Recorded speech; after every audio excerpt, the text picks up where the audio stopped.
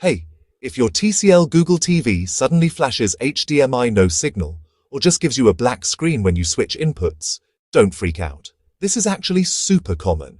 And honestly, the fix is usually pretty simple.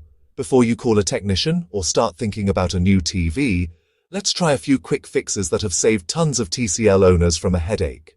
First, let's do a real power reset.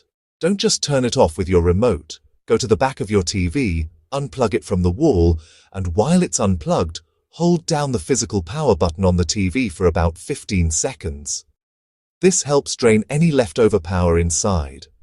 Wait another minute or two, then plug it back in and power it on.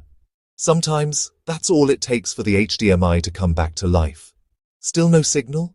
Let's check the HDMI connections. Unplug the HDMI cable from the TV.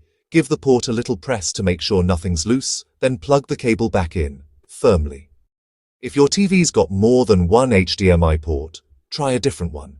Sometimes just switching from HDMI 1 to HDMI 2 does the trick. Don't forget, use your remote to select the correct HDMI input.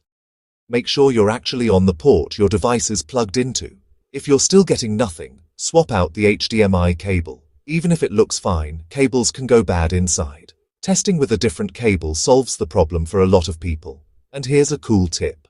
If you're hooking up a computer or gaming device, try lowering the resolution from 4K to 1080p in the device settings. Sometimes it's just a compatibility thing.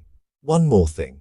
In your TV's settings, look for HDMI CEC and try toggling it off and on. It can refresh how your TV talks to other devices. If none of this works, maybe the port itself is damaged, and that's when you might need TCL support.